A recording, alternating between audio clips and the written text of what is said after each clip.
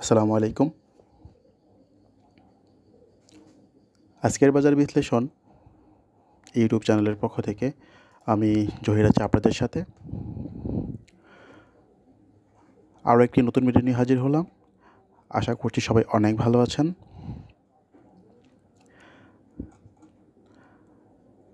আজকে আলোচনা করব গত 14ই আগস্ট কিছু শেয়ার ব্রেকআউট দিয়েছে, তো ওগুলো নিয়ে একটু সামান্য আলোচনা করব। একটু যদি মনোযোগ সহকারে ভিডিওটি খেয়াল করেন, আমি আশা করছি ব্রেকআউট নিয়ে আপনারা একদম ক্লিয়ারলি বুঝে যাবেন এবং কীভাবে আপনারা স্ক্রিপ্ট শেয়ার সিলেক্ট করবেন সেটা আপনারা সহজে বুঝতে পারবেন। অনেকেই আমার কাছে প্রশ্ন করেন, ভাই কী বাই করব, কোনটা কিনবো, এটা কেমন হবে, ওইটা কেমন হবে।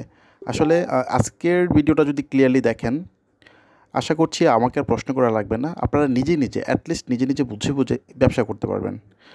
আমি বরাবর যেটা বলি যে আপনাদেরকে আমি প্রতিদিন যদি মাছ দেওয়া থেকে, ধরেন আমি আপনাকে প্রতিদিন মাছ দিলাম, 1 দিন 2 দিন 3 দিন দিলাম, 5 দিন দিলাম, 7 দিন দিলাম, এরপর আর দিলাম না। বাট আমি যদি এটা করি যে আপনাকে মাছ না দিয়ে মাছ ধরাটা শিখাই দিই, আপনি কিন্তু রেগুলার মাছ ধরে খেতে পারবেন। এটা ভালো না? সো এখানে সিস্টেমটা হচ্ছে এরকম যে আমি যদি আপনাকে শিখাই দিই যে আপনি কীভাবে শেয়ার সিলেকশন করবেন, জাস্ট সিলেকশন যদি করতে পারেন, অ্যাটলিস্ট 5% হোক, 2% হোক, 3% হোক, 10% হোক, লাভ আপনি পাবেন। এখন আসলে এত পণ্ডিত হতে হয় না যে একটা শেয়ার সিলেকশন করার জন্য আহামরি কিছু জানতে হয় না, কোথায় সেল করবেন সেটার জন্য আহামরি কিছু জানতে হয় না। ধরেন আপনি যে কোনো একটা প্রাইসে একটা স্টক আপনি বাই করেছেন, আপনার টার্গেট থাকবে 5 থেকে 10%। এর ভিতরে যদি প্রফিট হয়ে যায়, ওকে, আলহামদুলিল্লাহ, বের হয়ে যান। হ্যাঁ, এখন ওই টার্গেট ঠিক করা, কত যাবে, এত যাবে, এসব ঠিক করবেন না। কারণ আমাদের বাজার যেহেতু স্টেবল না, 2 দিন ভালো তো 2 দিন খারাপ, সেজন্য যেটা করবেন, যখনই যে কোনো স্টকের প্রফিট পাবেন, ম্যাচিউরিটি ডেটে যদি 5 থেকে 10% প্রফিট থাকে, বের হয়ে যাবেন। এটা হচ্ছে আমার রিকোয়েস্ট। অনেকে লম্বা লম্বা স্বপ্ন দেখেন, এত যাবে, অত যাবে, হয়তো 15-20% লাভেও থাকেন আপনারা যখন একটা কিছু বাই করেন। বাট পরবর্তীতে কী হয়, আবার যখন বাজার খারাপ হয় বা যে কোনো কারণে হোক, প্রফিটটা চলে যায়। আপনারা আপনাদের পোর্টফোলিওতে ঠিকই দেখছেন, আপনি 50,000 টাকা প্রফিটে আছেন, 1 লাখ টাকা প্রফিটে আছেন। আপনি ততক্ষণ পর্যন্ত প্রফিটে নাই যতক্ষণ পর্যন্ত আপনি এটা ক্যাচ করবেন। আপনি যখন সেল করবেন তখনই আপনি প্রফিট পেয়েছেন। এখন পোর্টফোলিওতে দেখাচ্ছে যে আজকে আনরিয়েলাইজড গেইন 1 লাখ টাকা, হ্যাঁ, যেটা আপনি নেননি। আপনি হয়তো দেখতেছেন যে আপনার 1 লাখ টাকা প্রফিটে আছেন, বাট আপনি নিচ্ছেন না।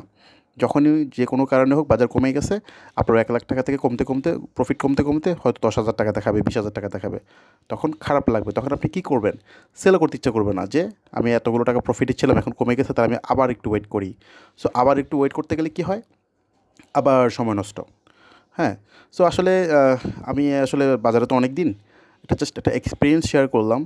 আমার কথা হচ্ছে T+2-তে লাভে থাকবেন, লাভ নিয়ে নেবেন। এরপর হয়তো আপনারা প্রশ্ন করতে পারেন, ভাই আমি সেল করার পর অনেক বেড়ে গেছে। আরে ভাই, বেড়ে গেছে যাক না, আপনি তো কিছু লাভ করেছেন, ওটা নিয়ে হ্যাপি থাকেন।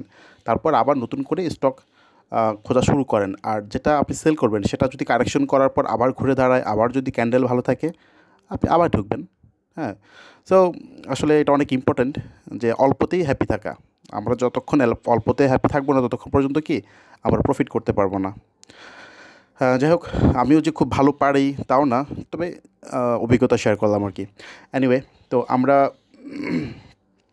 একটু যদি খেয়াল করি যে আসলে আমি শুধু কি আমার স্টক নাওতে আমি শুধু স্টক নাওতে ক্যান্ডেল রিডিং করে আজকে দেখাবো। হ্যাঁ, এর জন্য আমাকে আমার স্টকে অ্যানালিসিস করতে হবে না।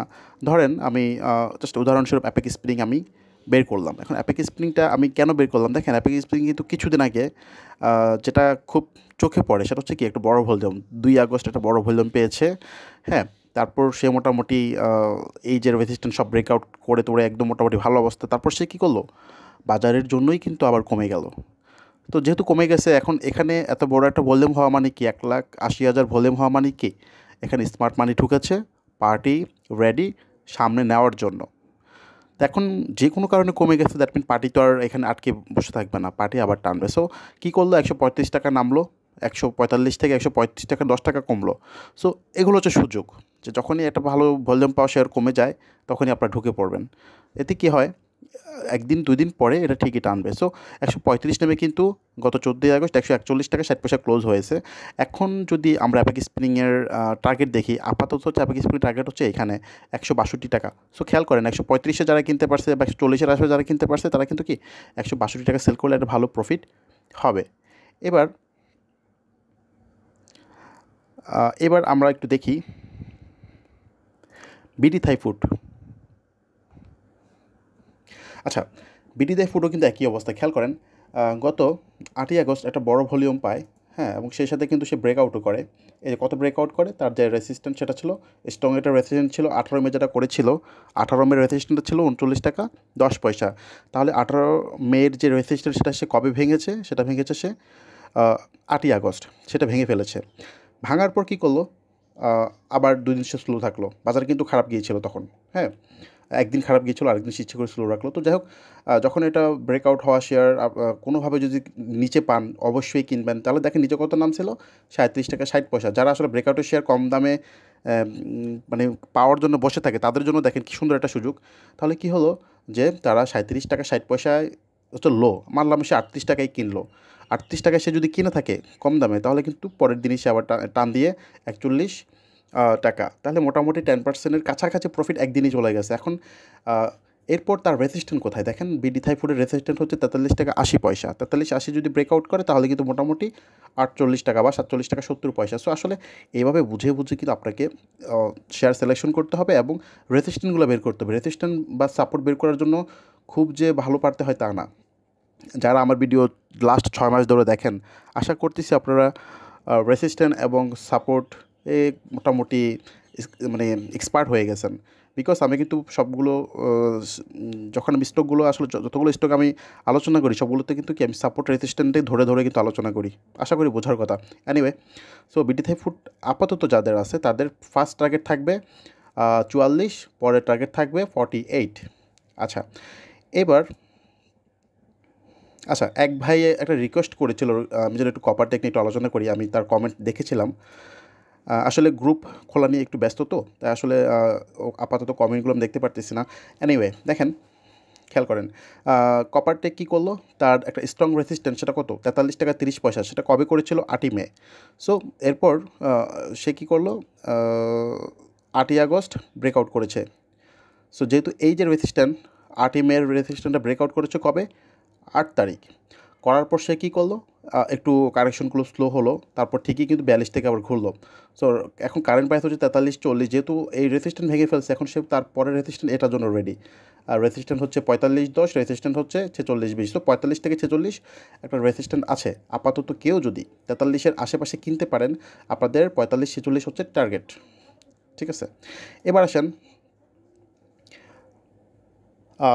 ফার কেমিক্যালটা আসলে অনেক দিন পর পেয়েছে, এটা ভালো ভলিউম পেয়েছে। এখন ফার কেমিক্যালের যে রেসিস্ট্যান্ট ছিল দেখেন 12 টাকা 10 পয়সা সে ব্রেকআউট করে ফেলেছে। এখন ফার কেমিক্যালের পরের রেসিস্ট্যান্ট কোথায় দেখেন, এই যে 13 টাকা 80 পয়সা। যদিও তার আগে একটা রেসিস্ট্যান্ট আছে 13 টাকা 20 পয়সা। 13-20 থেকে 13-80 এটা হচ্ছে আপাতত তার রেসিস্ট্যান্ট। এখন ফার কেমিক্যাল যদি কোনোভাবে যদি আগামীকাল দ্যাট মিন 16 তারিখ যদি কোনোভাবে যদি আপনারা একটু কমে পান, দ্যাট মিন 12-20, 12-10, 12 এই লেভেলটা যদি আপনারা পান, নিশ্চিন্তে বাই করতে পারবেন। টার্গেট হচ্ছে কোথায় 13-80। ঠিক আছে, আচ্ছা এবার ফাইন ফুড দেখেন খুব সুন্দরভাবে বাড়তেছিল, সব কিছু ভালো ছিল, বাট তার যে রেসিস্ট্যান্টের মোট কাছাকাছি যায়নি। তার আগে সে কী করলো, পড়ে গেল। সো কিছুদিন ফ্লোরও ছিল। সো লাস্ট ডে একটা ভালো ভলিউম নিয়ে একটা ভালো ক্যান্ডেল করেছে। সো ফাইন ফুডটা নিশ্চিতভাবে বলা যায় ইনশাল্লাহ 50 টাকা যাবে খুব তাড়াতাড়ি, বিকজ এর আগে তারা তেমন কোনো রেসিস্ট্যান্ট নেই। সো 44-45 হচ্ছে একটা ভালো প্রাইস বাই করার জন্য, টার্গেট 50 টাকা। এবার দেখেন জেমিনি সি ফুড হচ্ছে লোপেড টাইপের মধ্যে একটা বেস্ট লোপেড, যে সবসময় কিন্তু লম্বা রান করে। দেখেন সে কিন্তু মোটামুটি গত 5ই এপ্রিল কারেকশন শুরু করে, তারপর মাঝখান দিয়ে শুধু 2-3 দিন বাড়ে, এরপর কিন্তু আর বাড়েনি, কারেকশন করেছে। So this is the best time যে জেমিনি সি ফুডটাতেই আপনারা ইনভেস্ট করার জন্য। যদি কোনোভাবে যদি ফ্লোরের আশেপাশে কিনতে পারেন, দ্যাট মিন যদিও ফ্লোর 16 টাকা 40 পয়সা, বাট এখন গতকালের প্রাইস হচ্ছে 319 টাকা 30 পয়সা। যদি 317 18 19 20 এই লেভেলটাতে কিনে একটু সময় দিতে পারেন, জাস্ট 15 20 দিন, আশা করছি তার যে রেসিস্ট্যান্ট একদম এখানে চলে যেতে পারে। ঠিক আছে, আপনার 1 মাসের টার্গেটে জেমিনি কিনেন। জেমিনি যদি কোনোভাবে যদি আপাতত টার্গেট যারা 318 20-এর দিকে কিনবেন তাদের আপাতত টার্গেট হচ্ছে 382 টাকা। 382 যদি ব্রেকআউট করে তাহলে জেমিনি কিন্তু মোটামুটি ধরে নিতে পারেন প্রায় 540 টাকা। সো লম্বা একটা রান করার জন্য রেডি। সো ইনশাল্লাহ যারা ইনভেস্ট করবেন মিনিমাম 1 মাস সময় নিয়ে ইনভেস্ট করবেন। হ্যাঁ, এখন আমি তো একটু আগে বলেছি ভাই প্রফিট পেলে সেল করে দেবেন। আসলে কিছু লোপেট আপে যেহেতু ডিভিডেন্ড সামনে এখন ডিভিডেন্ড দিবে, এখানে একটু সময় দিতে পারেন জাস্ট লোপেট আপগুলোতে। কারণ যেগুলো গেম করেনি সেগুলোর কথা বলতেছি। লোপেট আপ কিন্তু আপাতত অনেকদিন স্লো। হ্যাঁ, তো জেমিনিটা মোটামুটি ভালো করবে। এরপর আচ্ছা, ইন্ট্রাকো নিয়ে অনেকে জানতে চাচ্ছেন। আসলে ইন্ট্রাকোটা যেহেতু তার 38-50 ব্রেকআউট করেছে লাস্ট ডে, সো ইন্ট্রাকো হচ্ছে এরপর আমি ভিডিওতে বলেছি, আগের ভিডিওতে 43 টাকা 50 পয়সা বা 44। সো মোটামুটি 43-44-44-এ তার স্ট্রং রেসিস্ট্যান্স সেখানে যাবে সে আপাতত। এরপর আসেন দেখেন এই শেয়ারটা কিন্তু মোটামুটি যখন রান করে অনেক দূর যায়। কিউটা খেয়াল করেন, লম্বা একটা ভলিউম, লম্বা একটা ক্যান্ডেল, মোটামুটি তার যে এই যে দেখেন কতগুলো ক্যান্ডেলকে সে ওভারটেক করেছে, দ্যাট মিন রেসিস্ট্যান্ট ব্রেকআউট করেছে। এখন তার যে রেসিস্ট্যান্ট খেয়াল করেন আপাতত হচ্ছে এইখানে 290 টাকা। সো মোটামুটি যদি একটু কমে পান, মানে 260 থেকে 65-র ঘরে যদি পান, আপনারা অবশ্যই বাই করতে পারেন। টার্গেট আপাতত 290 থেকে 300 টাকা টার্গেট রাখতে পারেন। ঠিক আছে, 290 টাকা আপাতত টার্গেট রাখেন। তারপর যদি ব্রেকআউট করে এটা, তাহলে কিন্তু পরে কিন্তু এখানে 308 টাকা। আচ্ছা, এরপর এরপর এরপর এরপর হ্যাঁ, যেটা বলেছিলাম বারবার ভিডিওতে বলেছিলাম যে পেপার প্রসেসিংয়ের যে ব্রেকআউটটা সেটা হচ্ছে কত 186 টাকা 90 পয়সা। সে কিন্তু পরপর কয়েকবার ট্রাই করার পর ভাঙতে পারেনি, বাট গত 14ই আগস্ট ব্রেকআউট করেছে। তার যে রেসিস্ট্যান্স সেটা ব্রেকআউট করার পর ক্যান্ডেলটা ভালো, ভলিউমটা খুবই ভালো। এখন খেয়াল করেন দেখেন তার রেসিস্ট্যান্সটা হচ্ছে আপাতত 210 টাকা 40 পয়সা। যদি এটা কোনোভাবে ব্রেকআউট করে ফেলে তাহলে ধরে নিতে পারেন পেপার প্রসেসিং 250। আচ্ছা, আমি তারপরও এখানে একটু ধরি 242 টাকা 80 পয়সা। আচ্ছা, 242 থেকে 250 একটা রেসিস্ট্যান্স আছে। এরপর 292 টাকা। সো মোটামুটি লম্বা একটা রান করতে পারে। জাস্ট 210 টাকা ভাঙতে দেন, ইনশাল্লাহ 300 টাকা চলে যাবে। আচ্ছা, এরপর হচ্ছে সিনো বাংলাটা লাস্ট ডে ব্রেকআউট করেছে ভালো ভলিউম নিয়ে। ব্রেকআউট পয়েন্ট ছিল 59, সে ব্রেকআউট করে 59-40-এ ক্লোজ হয়েছে। এখন তার যদি আমরা রেসিস্ট্যান্স দেখি, হ্যাঁ, তার রেসিস্ট্যান্স হচ্ছে আপাতত একদম ভালো রেসিস্ট্যান্স, সেটা হচ্ছে এইখানে 62 টাকা, তারপরে হচ্ছে 64 টাকা। সো মোটামুটি 64-65 যাওয়ার জন্য রেডি। হ্যাঁ, যদি কোনোভাবে যদি 59-এর নিচে পান, 59-এর নিচে পেলে নিতে পারেন, মোটামুটি 63-64 ইনশাল্লাহ যাবে। এরপর দেখেন আমি কিন্তু এটা নিয়ে ওই দিন ভিডিও করেছিলাম যে আরডি ফুড আর সোনালী পেপার নিয়ে একটা ভিডিও করেছিলাম। তো আমি ওই দিন কিন্তু বলেছিলাম, কারণ সে ব্রেকআউট করেছিল কোন দিন 11ই আগস্ট। কত ব্রেকআউট করেছিল 678। তো আমি বলেছিলাম যে যদি 5 টাকা 10 টাকা 15 টাকা কমে পান আপনারা কিনতে পারেন। ঠিকই কিন্তু সে কমেছিল, কত কমেছিল 685 নেমেছিল। সেই হিসাবে কিন্তু দাঁড়ান ক্লোজ 96। হ্যাঁ, তাহলে মোটামুটি 11-12 টাকা সে কমেছিল। এই যে কমে আবার কিন্তু উঠে গেছে। লাস্ট ট্রেড আমি দেখছিলাম কিন্তু প্রায় 748 টাকা, যখন প্রায় 2:30 বাজে তখনই কিন্তু 750 টাকা দেখেছিলাম, 48 টাকা দেখেছিলাম। এনিওয়ে, তো যারা কমে কিনতে পারছেন তারা কিন্তু ওই দিনে ভালো প্রফিটে চলে গেছেন, এবং আশা করছি এই টানে এই শেয়ারটা হয়তো 850 900 বা 950 চলে যেতে পারে, চান্স অনেক বেশি। তো আসলে এখানে আসলে মেইন যে ব্যাপারটা সেটা হচ্ছে